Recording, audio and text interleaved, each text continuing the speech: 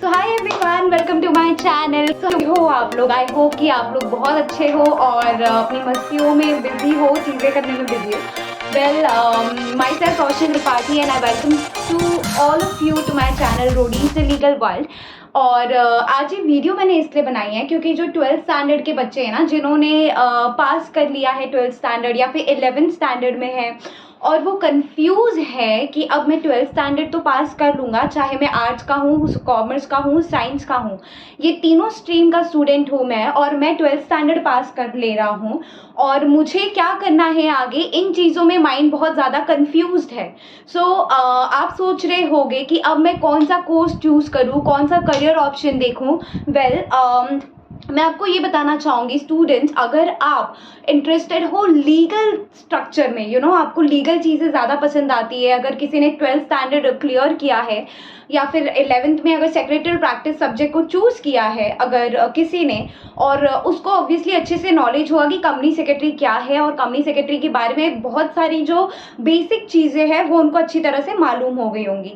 लेकिन ऐसे भी स्टूडेंट है जिन्होंने मैथ्स लिया होगा या फिर कोई साइंस स्टूडेंट है या फिर कोई आर्ट्स का बच्चा है और उसको जानना है कि कंपनी सेक्रेटरी कोर्स क्या है, तो उसके लिए वीडियो है। फर्स्ट ऑफ ऑल, मैं इस वीडियो में A to Z company secretary के बारे में हर एक चीज़ बताने वाली हूँ कि आपके लिए एलिजिबिलिटी क्राइटेरिया क्या है, पासिंग परसेंटेज क्या होगा, कौन कौन से बच्चे इस करियर को चूज़ कर सकते हैं और इसमें क्या क्या स्कोप है आगे, CS की सैलरी क्या होती है, CS में कौन कौन सी ट्रेनिंग आपको करनी होगी और CS में जो आप एग्ज़ाम देंगे उसमें कैसे पास होना है। तो ये सारी चीज़ें आज हम अपनी वीडियो में डिस्कस करेंगे। So let's get started all of you. Alright, so पहली चीज़ जो मैं बताना चाहूँगी कि आपको क्यों करना चाहिए कंपनी सेक्रेटरी कोर्स। तो since I am doing it, I am the one doing this course and I am in my professional structure of my company secretary journey. I'm a professional student. So मैं बताती हूँ आपको क्यों करना चाहिए।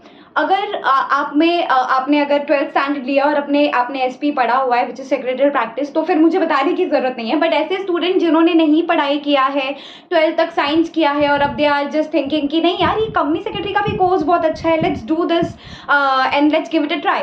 तो company secretary बेटा एक ऐसी चीज़ है जो कंपनी का डॉक्टर होता है ना, जैसे डॉक्टर होते हैं जो पेशेंट्स को ठीक करते हैं, दैट्स अ डिफरेंट थिंग, लेकिन कंपनी को भी डॉक्टर की ज़रूरत होती है। हाँ जी, कंपनी को भी डॉक्टर की ज़रूरत होती है और कंपनी का डॉक्टर होता है कंपनी सेक्रेटरी।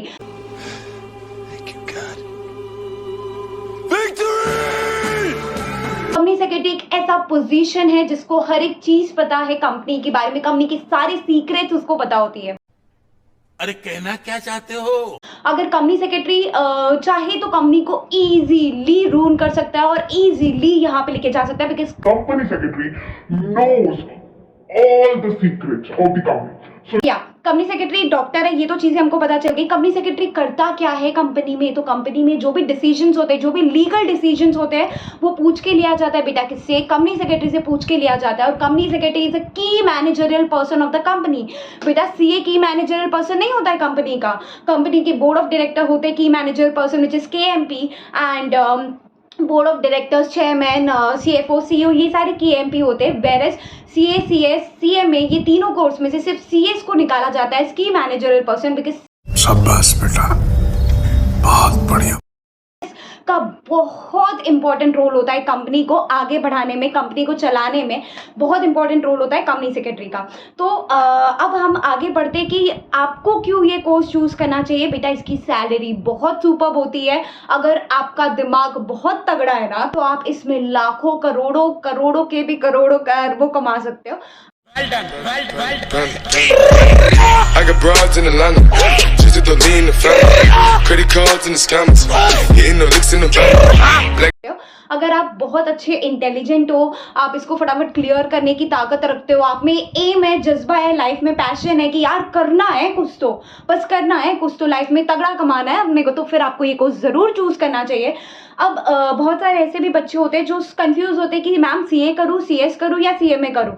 देखो बेटा, अगर आपका जो थ्योरी पोर्शन है ना वो बहुत तगड़ा है, बहुत आपको अच्छे से थ्योरी पढ़ने में आपको कोई प्रॉब्लम नहीं होता है और आपका लॉ में बहुत ज़्यादा इंटरेस्ट है, तो आपको चूज़ करना चाहिए CS, अगर आप का अकाउंट्स बहुत अच्छा है और आप अकाउंटिंग फील्ड में बहुत अच्छे हो, आप आगे अपना career as a financial officer देखना चाहते हो या फाइनेंस की दुनिया में आगे जाना चाहते हो, तब मैं आपको सजेस्ट करूंगी कि आप CA कर लेना। और मैं CA में भी आपको सजेस्ट कर सकती हूँ, लेकिन या it's a disappointment by because CMA का जो इंस्टीट्यूट है, इंस्टीट्यूट ऑफ CMA, तो वो मुझे कहीं ना कहीं डिसअपॉइंट करता है, क्योंकि वो बहुत इरेग्युलर है, बच्चों को बहुत डिसअपॉइंट करता है।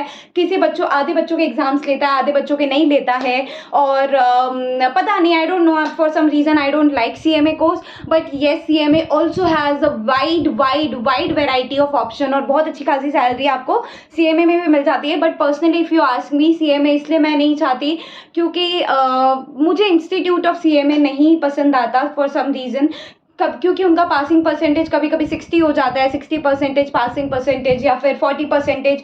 वेरएज अगर आप CA और CS में देखोगे ना, तो पासिंग परसेंटेज होते बच्चों के लाइक 11%, 21%। तो बच्चे अगर 1 लाख बच्चे एग्जाम दे रहे हैं ना बेटा, तो 4000 पास होते हैं उसमें से, या फिर 21,000 पास होते, 11,000। वेरएज अगर आप CMA में देखोगे तो passing percentage is very high, like 1 lakh बच्चे दे रहे हैं तो 40,000 तो पास ही होने।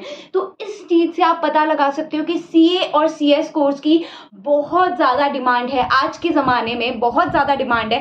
वेरएज एज आई सेड कि CS जो होता है ना बेटा, उसका एक अलग ही लेवल है। हम बोलते हैं ना कि CA और CS में से CA आगे, ऐसा कुछ नहीं है, ऐसा कुछ भी नहीं है। CA आगे फाइनेंस की दुनिया में, CS आगे है लीगल की दुनिया में, लीगैलिटी की दुनिया में CS आगे। तो CA और CS का कोई मैच नहीं है, दोनों अपनी जगह टॉप पे हैं।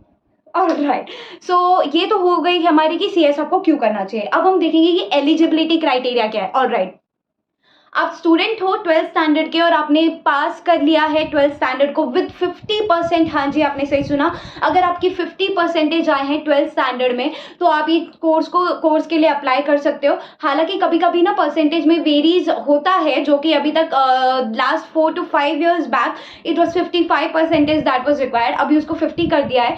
तो 50% आपको चाहिए CS कोर्स के लिए अप्लाई करने के लिए, CS कोर्स में रजिस्ट्रेशन करने के लिए। अगर आपने 12th स्टैंडर्ड क्लियर कर लिया विद 50%, जी हाँ, आप साइंस के हो, कॉमर्स के हो, आर्ट्स के हो, कोई भी स्टूडेंट हो, आप CS कोर्स में अप्लाई कर सकते हैं, रजिस्ट्रेशन कर सकते हैं और आगे की पढ़ाई को चालू कर सकते हैं। मजा आया, और मैं ये जो मजा है हिंदुस्तान के हर व्यक्ति को देना चाहता हूं। ऑलराइट, तो ये तो हो गई परसेंटेज की बात। नाउ लेट्स टॉक अबाउट कि फीस किसको कितना देना है। अगर आपने one more thing I would like to tell you, अगर आपने ग्रेजुएशन कर ली है या फिर आपने पोस्ट ग्रेजुएशन कर लिया और अब आप CS की दुनिया में आना चाहते हो ना बेटा जी, तो अब आपको लगेगा CS EET करने की आपको जरूरत नहीं है, आप डायरेक्टली CS एग्जीक्यूटिव में जंप कर सकते हो। हालांकि 12th स्टैंडर्ड के बच्चों को CS EET भी करना होता है। तो जो ग्रेजुएशन वाले या जो पोस्ट ग्रेजुएशन वाले हैं, उनको क्या करना है बेटा जी, उनको परसेंटेज तो ऑब्वियसली 50% तो चाहिए बीकॉम में, या फिर कोई परसेंट क्राइटेरिया कभी कभी नहीं भी दे देते, तो वो आपको चेक करना पड़ेगा। लेकिन आप डायरेक्टली CS एग्जीक्यूटिव में जंप कर सकते हो, आपको CS EET देने की जरूरत नहीं है। हालांकि आपको एग्जामिशन फीस भरना पड़ेगा 5,000 का, हाँ जी आपको एग्जामिशन फीस वहां पे भरना होता है 5,000 का। ऑलराइट, अब देखते हैं कि इस कोर्स का फीस स्ट्रक्चर कैसे होता है। So let's get started with that one. Right, so first of all I would like to tell you कि अगर आप CS EET में है तो उसका फीस स्ट्रक्चर एक अलग वीडियो में मैंने डाला है, वो आप उसको देख लेना। आप CS एग्जीक्यूटिव में है तो फीस स्ट्रक्चर होगा आपका 9,500 आपका सब्सक्रिप्शन के लिए लेते हैं कि अगर आप 500 एक्स्ट्रा पे करते हो ना, तो आपको कुछ जो इंस्टीट्यूट की तरफ से आपको मैगजीन्स वगैरह आती है, जिसका बेसिकली कुछ काम नहीं होता, आपको रीड करना है करो, बट इतना पढ़ने के लिए होता है ना कि आपको मैगजीन्स पढ़ने का टाइम नहीं मिलने वाला। हालांकि वो मैगजीन्स काफ़ी प्रिंटेड होती है, कलरफुल होती है, तो आपको चाहिए तो आप ले सकते हो। मैंने लिया था बट उसका कोई काम नहीं होता। तो 500 अगर आप अपनी सेव करना चाहते हो तो आप 500 मैगजीन्स के लिए पे मत करो। ऑलराइट, तो ये हो गया कुछ 9,000। और अगर आप प्रोफेशनल के स्टूडेंट हो, आपने CS एग्जीक्यूटिव क्लियर कर लिया और अब आप प्रोफेशनल में जाने वाले हो, तो उसका फीस होता है 12,000 और प्री एग्जामिनेशन फीस होता है दोनों में, एग्जीक्यूटिव में भी और प्रोफेशनल में भी, तो उसका 1,000 एक्स्ट्रा लगता है। तो 10,000 और 13,000 यहाँ पे हो गया।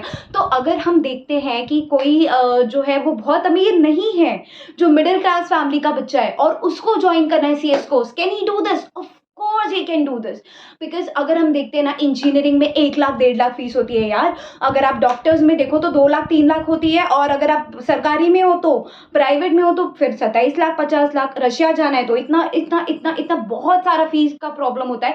Even if you see in CA courses, classes की फीस भाई साहब 1,90,000, इतने तगड़े फीसेस होते हैं। हावेवर अभी ऑनलाइन की सुविधा के कारण, ऑनलाइन टीचर्स की वजह से ये फीस काफ़ी कम हो गए, काफ़ी रिड्यूस हो गए। तो I would let you know कि एग्जैक्टली क्लासेस में आप कैसे ऑनलाइन क्लासेस के जरिए अपने आप घर पे पढ़ के, ये देखिए आप मेरा डेस्क है यहाँ पर, यहीं पे बैठकर मैं पढ़ती हूँ ऑनलाइन लेक्चर्स, तो वो भी आप प्रेफर कर सकते हैं। अब उसके लिए आपको क्या करना पड़ेगा, तो ऑनलाइन वैसे तो मैंने ये चीज़ें ऑलरेडी एक सेपरेट वीडियो में बताई हुई है कि आप CS एग्जीक्यूटिव में हो और आपको ऑनलाइन चीज़ें क्लासेस बाय करनी है, तो बहुत ही अच्छे अच्छे टीचर्स हैं जैसे कि Shivam शुक्लेचा, Amit Vora, Tushar Pahade, Vivek Gaba for tax always. So these teachers you can refer for your online lectures, online classes. Also let it be। अब ये हो गई बात अपने एग्जीक्यूटिव की। अब नेक्स्ट क्वेश्चन ये आता है मैम कि हमको पता चल गया हम CS कोर्स भी ले रहे हैं और हम क्यों करना चाहते हैं हमको वो भी पता चल गया है, परसेंटेज क्या है वो भी पता चल गया है।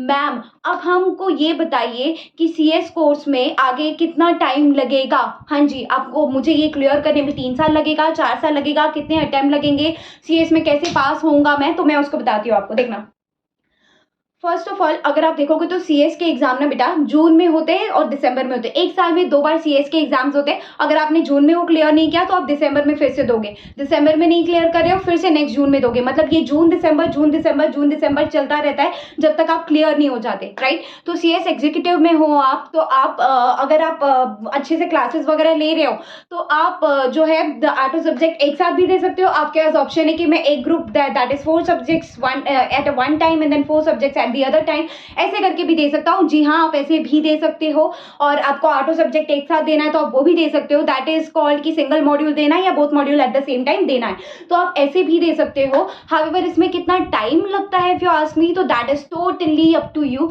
अगर आपने पहली बार में जम के मेहनत कर ली एकदम और अच्छे से क्लासेस को किया, रिविजन किए टाइम पे, हर एक होमवर्क किया है अपना, हर एक जो टीचर बोल रहा है, जो टीचर ने पढ़ाया आप घर पे जाके तुरंत रात को उसको रिवाइज करो, आपका दिमाग कितना स्ट्रांग है वो चीज़ें मैटर करती है। बिकॉज यहाँ पे अगर आपको अटेम्प्ट लग रहा है तो ऐसा नहीं है कि आप फेलियर हो। यहाँ पे अटेम्प्ट हर तगड़े बच्चे को लगता है, हर होशियार बच्चे को अटेम्प्ट लगता है। हर लाइक 10th स्टैंडर्ड में 90% लाने वाला या 12th स्टैंडर्ड में 90% लाने वाला, उसको भी अटेम्प्ट लगते हैं। क्योंकि ये कोर्स बेटा कोई अपना BCom नहीं है, ये कोर्स है प्रोफेशनल स्टूडेंट्स के लिए है ये कोर्स। और जो अपना करियर बहुत ही हाई फाई देखना चाहते हैं, ये कोर्स कौन करना चाहता है, तो मैं बता दूँ आपको, जिसको बड़ी सी कार चाहिए, बड़ा घर चाहिए, लग्जरियस लाइफ चाहिए, तो ऐसे स्टूडेंट्स को तो ज़रूर ही ये कोर्स करना चाहिए। बिकॉज ये कोर्स आपको देता है अच्छी salary. So let's talk about salary, but before we go ahead कि अटेम्प्ट टू अटेम्प्ट से आपका जो पीरियड ऑफ टाइम है कोर्स को करने का वो बढ़ता जाता है। लेकिन अगर आप एक अटेम्प्ट में सारी चीज़ें क्लियर करते दे हो एग्जीक्यूटिव के साथ, तो आपको लगेगा अप्रॉक्सीमेटली 2.5 से 3 साल आपको ये कोर्स को करने में लगेगा। फिर भी अगर आपके अटेम्प्ट से अटेम्प्ट लग रहे हैं तो 4 से 5 साल में ये कोर्स आपका हो जाएगा। वन मोर थिंग, जब आप इस कोर्स को सिलेक्ट कर रहे हो ना बेटा, तो आपको भूल जाना है टीवी, आपको भूल जाना है सोशल गैदरिंग्स, आपको भूल जाना है सोशल मीडिया, आपको भूल जाना है दोस्त, आपको सब कुछ भूलना है। बिकॉज ये कोर्स डिमांड करता है too much dedication. This course demands too much dedication from you। जिसके अंदर डेडिकेशन है, जिसके अंदर है भाई करना है, पापा के पैसों पे कितना आराम करे, अब करना है, ये कोर्स को निकालना है, खत्म करके निकालना है, तो फिर वही बंदा इस कोर्स में अप्लाई करे। बाकी जिसको टाइम पास करना है, जिसको अपने डैड मॉम का पैसे वेस्ट करना है क्लासेस में, तो वो प्लीज इस कोर्स को ज्वाइन ना करे। क्योंकि अगर आपके अंदर डेडिकेशन है, आपके अंदर जुनून है कि यार मेरे को मेरी लाइफ इधर चाहिए, इधर नहीं चाहिए, मेरे को मेरे डैड के पैसे पे नहीं पलना पड़ना है, यार मुझे खुद कमाना है, खुद देखना है, मुझे स्विमिंग पूल वाला घर चाहिए, अगर ऐसे लोग हैं ना तो ही इस कोर्स को ज्वाइन करना। अदरवाइज आप सोच रहे हो कि मेरे से कैसे होगा, मैं तो वीक हूं।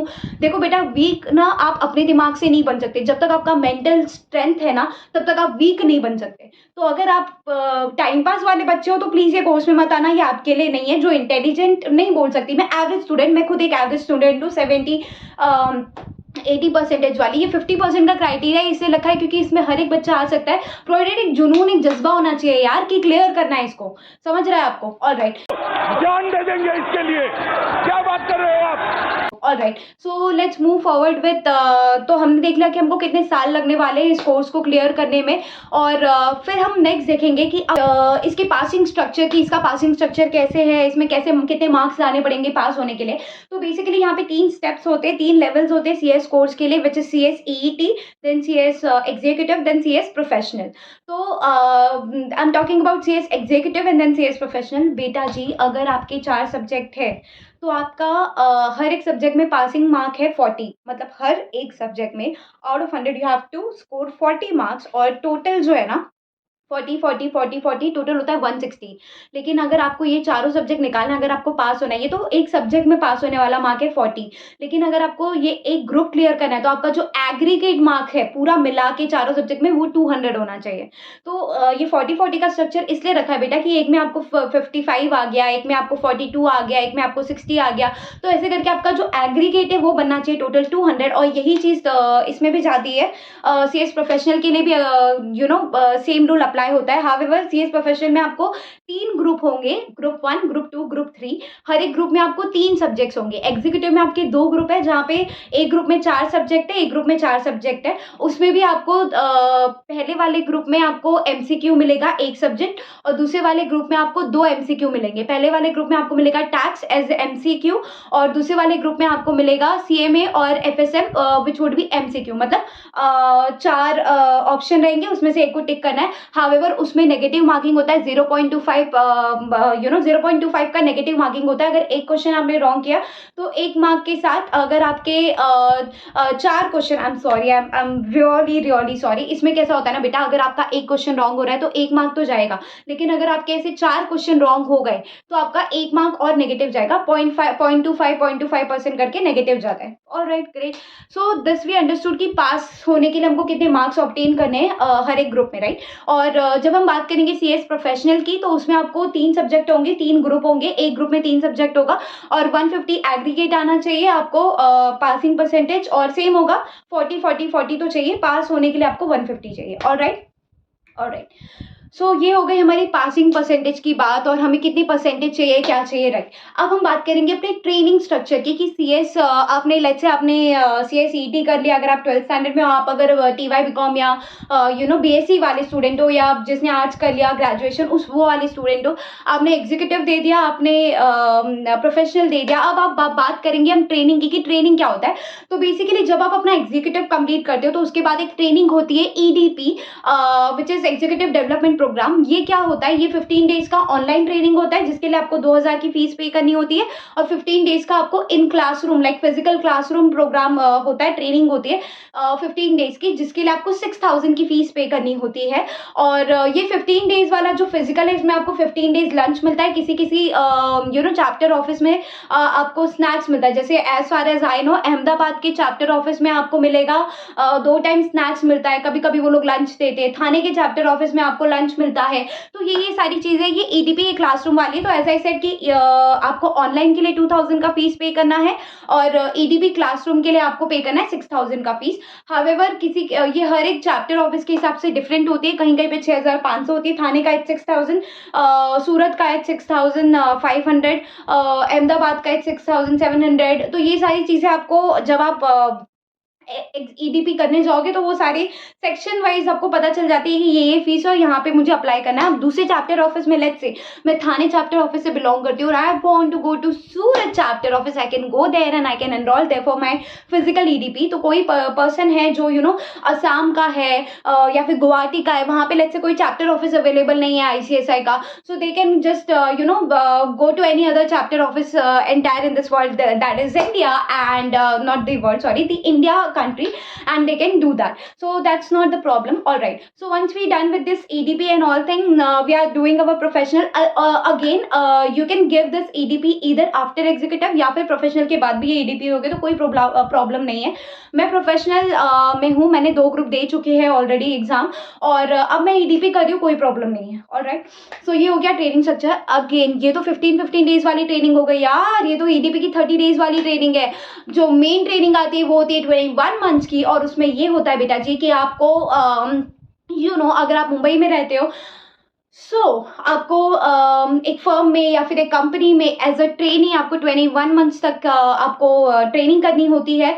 उसमें आपको बहुत सारी चीज़ें प्रैक्टिकली सिखाई जाती है कि कंपनी सेक्रेटरी की जो जो फंक्शंस होते हैं, जो जो चीज़ें होती है, आपको एनसीएलटी का विजिट कराया जाता है, आपको मोस्टली विजिट्स पे रखा जाता है, आपको हर एक ड्राफ्ट कैसे करना है, आपको मेल कैसे ड्राफ्ट करना है, ग्रीवियंस रिपोर्टिंग कैसे करनी है, आपको बोर्ड मीटिंग में भी बिठाया जाता है अगर आप बहुत ब्राइट स्टूडेंट हो।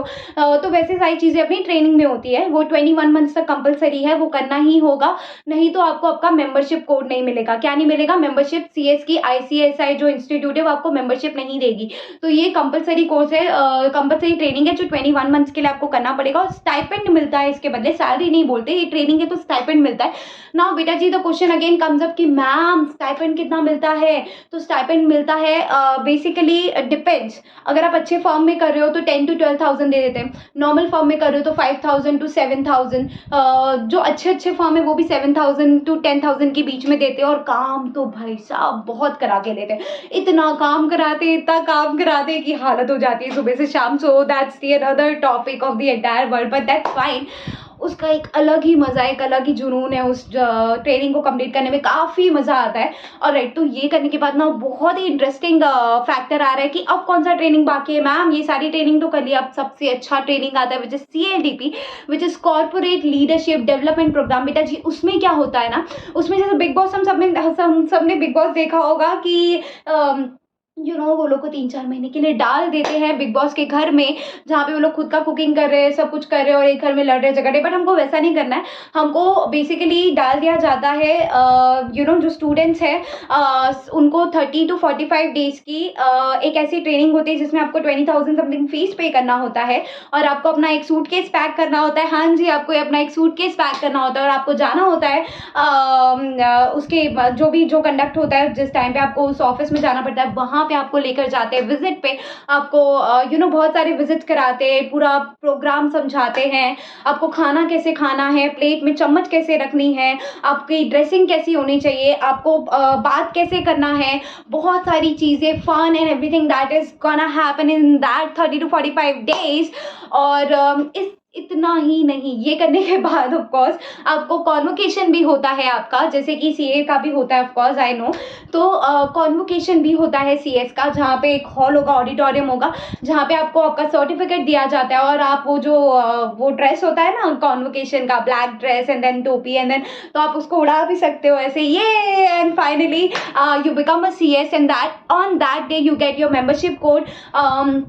जब आपकी ये सारी चीज़ें कंप्लीट हो जाती है, आपको आईसीएसआई की तरफ से एक बैग मिलता है, उसमें आपको एक बुकलेट मिलती है सीएस के रिलेटेड की सीएस 1980 एक्ट जो है, कंपनी सेक्रेटरी एक्ट 1980, उसमें सारी चीज़ें वो जो क्या क्या है सीएस को क्या मतलब प्रॉपर उसका जो बेसिक चीज़ है वो सारी चीज़ें उसमें एज एन लीगल एक्ट सब लिखी हुई होती है।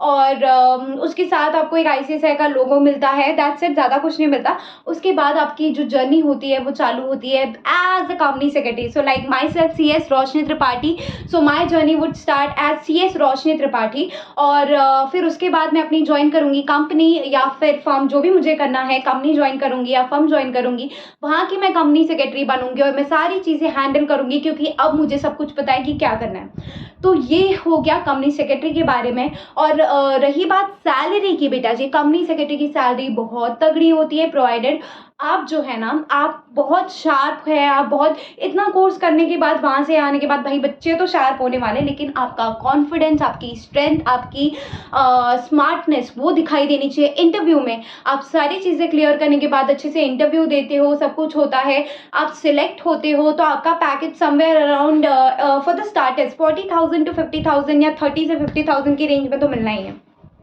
उससे कम तो आज तक मैंने नहीं देखा सीएस के जॉब के लिए। जो बहुत से देखो अभी मैं आपको क्या बताऊं इसमें, मतलब बहुत से ऐसे लोग हैं जो एमबीए करके भी 20,000 कमा रहे हैं और बहुत से ऐसे लोग हैं जो एमबीए करके सेम कॉलेज से 1.5 करोड़ का पैकेज लेके बैठे हैं। तो ये कम्प्लीटली आपके मेंटल इस पे अगर वही बोल रही हूँ तो बेसिकली मिलता है यार, सबको मिलता है, मिनिमम तो 30 to 50,000 मिलता है। लेकिन यहाँ पे पर मंथ की बात करूँ, यहाँ पे ऐसे भी लोग हैं जो 12 लाख का पैकेज लेते हैं एज अ फ्रेशर। मतलब आपने ट्रेनिंग वगैरह कंप्लीट कर ली, तो आप अगर बहुत तगड़े हो, रैंक वगैरह ला रहे हो या नहीं भी ला रहे हो, स्मार्टनेस है, इंटरव्यू में तगड़ा कर लिया आपने, तो 12 लाख का पैकेज, 11 लाख का पैकेज पर एनम, उससे ज़्यादा इवन मतलब ऐसे भी कंपनी सेक्रेटरीज है जिनको करोर्स में मिल रहा है, लेकिन after so much of years of experience like 10 years इतना, तो आप करोर्स में भी कमा सकते हो। तो बेसिकली अगर हाईएस्ट कंपनी सेक्रेटरी का मैं बताऊँ आपको पर एनम का, तो अभी तक का I guess 1.75 crore I know in the world. And इसमें बहुत स्कोप है गाइज, इसमें बहुत बहुत बहुत स्कोप है। आई वुड सजेस्ट एवरीवन जिसका थ्योरी बहुत अच्छा है, जिसको इसमें इंटरेस्ट है, वो प्लीज़ ज्वाइन करना इस कोर्स को। और सिर्फ टाइम पास के लिए मत करना, मॉम डैड का पैसा बर्बाद करने के लिए मत करना। अगर आपने जुनून है, जज्बा है कि भाई साहब मुझे तो लाइफ में कुछ करना है, मुझे बैठ के अपने पापा के पैसों को वेस्ट नहीं करना है, या मुझे कुछ खुद करना है, तो आपको ये कोर्स ज़रूर करना चाहिए। All the best and for your future. Bye.